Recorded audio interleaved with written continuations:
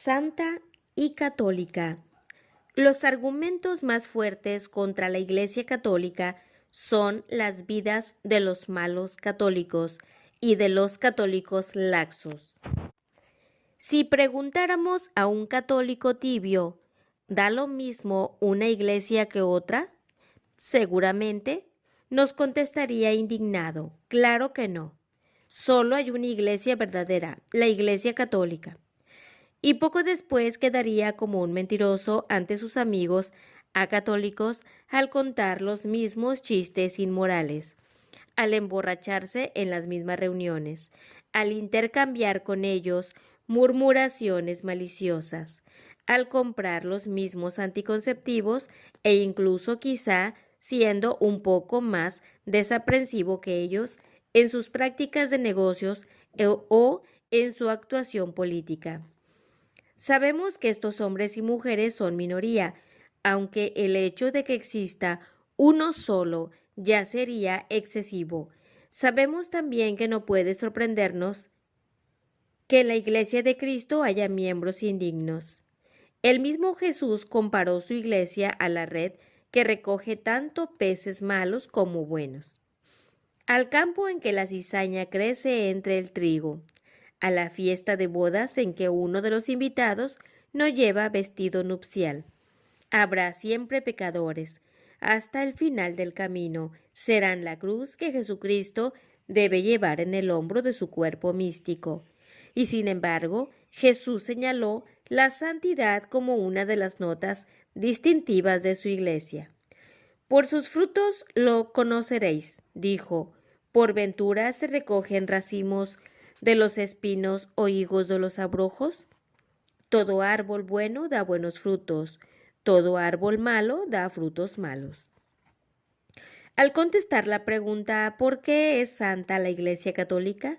El Catecismo dice, la Iglesia Católica es santa porque fue fundada por Jesucristo, que es santo, porque enseña según la voluntad de Cristo, doctrina santa y provee los medios para llevar una vida santa, produciendo así miembros de toda edad que son santos. Todas y cada una de estas palabras son verdad, pero no es un punto fácil de aceptar para nuestro conocido no católico, especialmente si anoche estuvo con otro católico corriéndose una juerga y además sabe que ese amigo suyo pertenece a la cofradía de la Virgen de los Dolores de la parroquia de San Panuncio. Sabemos que Jesucristo fundó la iglesia y que las otras comunidades que se autodenominan iglesia fueron fundadas por hombres. Pero el luterano probablemente abucheará a nuestra afirmación de que Martín Lutero fundó una nueva iglesia y dirá que no hizo más que purificar la antigua iglesia de sus errores y abusos. El anglicano sin duda dirá algo parecido. Enrique VIII y Cranmer no comenzaron una nueva iglesia, sencillamente se separaron de la rama romana y establecieron la rama inglesa, de la iglesia cristiana original. Los presbiterianos dirán lo mismo de John Knox y los metodistas de John Wesley, y así sucesivamente en toda la larga lista de las sectas protestantes. Todas ellas claman sin excepción a Jesucristo como su fundador. Ocurrirá lo mismo cuando, como prueba del origen divino de la Iglesia, afirmemos que enseña una doctrina santa. Mi Iglesia también enseña una doctrina santa. Arguirá nuestro amigo acatólico, lo acepto sin reservas. Podemos replicar, pienso, por supuesto, que tu Iglesia está a favor del bien y la virtud, pero también creo que no hay iglesia que promueva la caridad cristiana y el ascetismo tan plenamente como la Iglesia Católica. Con toda seguridad, nuestro amigo seguirá imperturbado y pondrá a un lado la cuestión de santidad de doctrina como tema opinable. Pero, ¿no podríamos al menos señalar a los santos como prueba de que la santidad de Cristo sigue operando en la Iglesia Católica? Sí, por supuesto, y esta es una evidencia que resulta difícil de ignorar. Los miles y miles de hombres, mujeres y niños que han llevado vidas de santidad eminente y cuyos nombres están inscritos en el santoral es algo que resulta bastante difícil de no ver, y que las otras iglesias no tienen algo parecido ni de lejos. Sin embargo, si nuestro interlocutor posee un barniz de psicología moderna, podrá tratar de derribar los santos con palabras como histeria, neurosis, sublimación de instintos básicos, y de todas maneras nos dirá: esos santos están solo en los libros. Tú no puedes mostrarme un santo aquí mismo ahora. Pues bien, ¿y ahora qué podríamos decir? Solo quedamos tú y yo. Nuestro preguntón amigo, esperemos que pregunte con sincero interés. ¿Puede clamar a Cristo como su fundador? ¿Una doctrina santa para su iglesia? ¿Puede calificar a los santos de un tema discutible? Pero no nos puede ignorar a nosotros, no puede permanecer sordo y ciego al testimonio de nuestras vidas. Si cada católico que nuestro imaginario inquisidor encontrara fuera una persona de eminentes virtudes cristianas, amable, paciente, abnegado y amistoso, casto, delicado y reverente en la palabra, honrado, sincero y sencillo, generoso, sobrio, claro y limpio en la conducta. ¿Qué impresión piensas que recibiría? Si solamente los 34 millones de católicos de nuestro país vivieran así sus vidas, qué testimonio tan abrumador de la santidad de la Iglesia de Cristo tenemos que recordarnos una y otra vez que somos guardianes de nuestro hermano. No podemos tolerarnos nuestras pequeñas debilidades, nuestro egoísmo pensando que todo se arregla, sacudiéndonos el polvo en una confesión. Tendremos que responder a Cristo no solo por nuestros pecados, sino también de los de las almas que pueden ir al infierno por culpa nuestra. Dije 34 millones. Olvídate de los 33.999.999 restantes. Concentrémonos ahora mismo tú en ti y yo en mí. Entonces, la nota de santidad de la Iglesia Católica se hará evidente al menos en la pequeña área en que tú y yo vivimos y nos movemos. Siempre todas las verdades en todos los sitios. Esta frase describe en forma escueta la tercera de las 4 notas de la Iglesia. Es el tercer lado del cuadrado que constituye la marca de Cristo y que nos prueba el origen divino de la Iglesia. Es el sello de la autenticidad que solo lleva la Iglesia Católica. La palabra católica significa que abarca a todo y proviene del griego, como antes dijimos. Es igual que la universal, que viene del latín. Cuando decimos que la Iglesia Católica con C mayúscula es católica con C minúscula o universal, queremos decir antes que nada que ha existido todo el tiempo desde el domingo de Pentecostés hasta nuestros días. Las páginas de cualquier libro de historia darán fe de ello. Y no hace falta siquiera que sea un libro escrito por un católico. La Iglesia Católica ha tenido una existencia ininterrumpida durante 1900 y pico de años, y es la única iglesia que puede decir esto es verdad. Digan lo que quieran las otras iglesias sobre purificación de la primitiva iglesia o ramas de la iglesia. Lo cierto es que en los primeros siglos de historia cristiana no hubo más iglesia que la católica.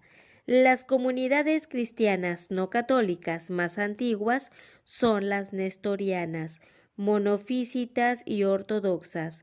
La ortodoxa griega, por ejemplo, tuvo su comienzo en el siglo IX, cuando el arzobispo de Constantinopla rehusó la comunión al emperador Bardas, que vivía públicamente en pecado, llevado por su despecho. El emperador separó a Grecia de su unión con Roma, y así nació la confesión ortodoxa. La confesión protestante más antigua es la luterana, que comenzó a existir en el siglo XVI o XVI, casi 1500 años después de Cristo. Tuvo su origen en la rebelión de Martín Lutero, un fraile católico de magnética personalidad, y debió su rápida difusión al apoyo de los príncipes alemanes, quienes resistían al poder del Papa de Roma. El intento de Lutero de remediar los abusos de la Iglesia, y ciertamente había abusos, terminó en un mal mucho mayor, la división de la cristiandad. Lutero barrenó un primer agujero en el dique y tras él vino la inundación. Ya hemos mencionado a Enrique VIII, John Knox y John Wesley.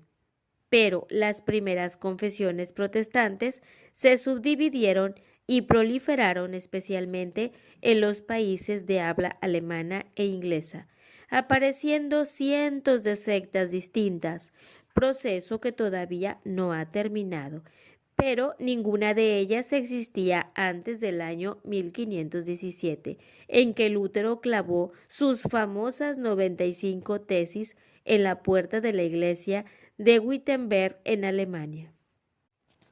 No solamente es la Iglesia Católica la única cuya historia no se interrumpe desde los tiempos de Cristo, también es la única en enseñar todas las verdades que Jesús predicó y como Él las expuso.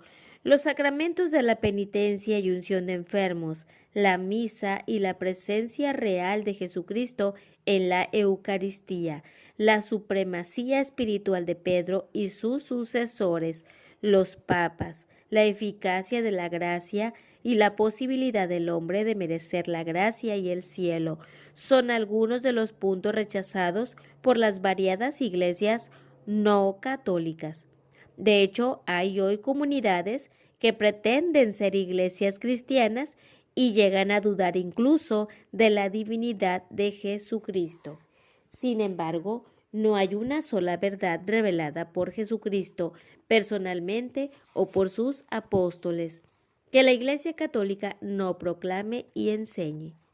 Además de ser universal en el tiempo, todos los días desde el Pentecostés, y universal en doctrina todas las verdades enseñadas por Jesucristo, la Iglesia Católica es también universal en extensión. La Iglesia Católica, consciente del mandato de su fundador de hacer discípulos de todas las naciones, ha llevado el mensaje de salvación por todas las latitudes y longitudes de la faz de la tierra, allí donde hubiera almas que salvar. La Iglesia Católica no es una iglesia alemana.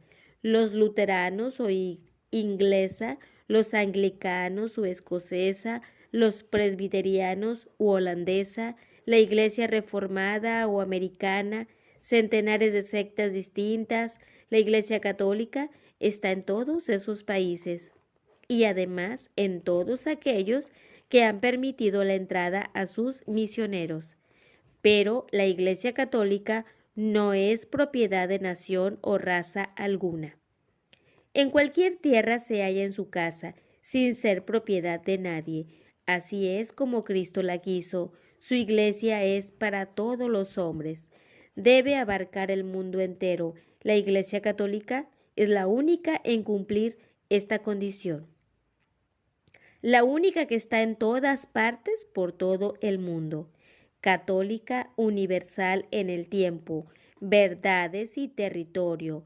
Esta es la tercera nota de la auténtica Iglesia de Cristo y la cuarta nota, la que completa el cuadrado, es la apostolicidad, que significa simplemente que la Iglesia que pretenda ser de Cristo deberá probar su legítima descendencia de los apóstoles, cimientos sobre los que Jesús edificó su iglesia. Que la Iglesia Católica pasa la prueba de la apostolicidad es cosa muy fácil de demostrar.